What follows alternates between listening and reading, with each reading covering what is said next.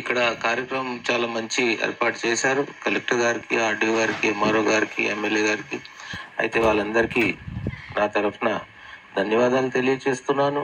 ముఖ్యంగా సిబ్బంది తెలుసుకోవాల్సింది ఏంటంటే, మనందరికీ వచ్చే జీతాలు ప్రజలు కట్టే పన్నుల దగ్గర నుంచి వస్తున్నాయి. అది మనం ఎప్పుడూ దృష్టిలో పెట్టుకుంటే ప్రజల్ని మనకి ఒక వాళ్ళకి సర్వీస్ కోసమే మన జీతాలు వస్తున్నాయని ఏ రోజైతే మనం తెలుసుకుంటామో ఆ రోజు ప్రజలు మన దగ్గరికి వస్తే, మనం ప్రజల దగ్గరికి పోతే మనం చిరాకు పడే పరిస్థితుల్లో మనం ఉండము.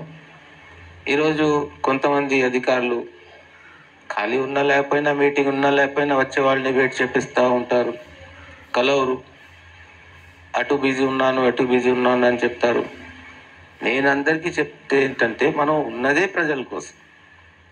వాళ్ళు వచ్చిన తర్వాత మనం అన్ని పనులు పక్కన పెట్టి ముందు వాళ్ళతో మాట్లాడాలి.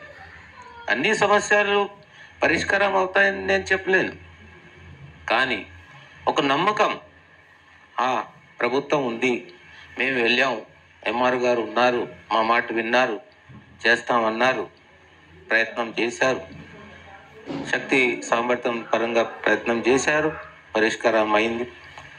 ప్రజలకి మన మీద గౌరవం పెరుగుతుంది అలా మనం ఉంటే.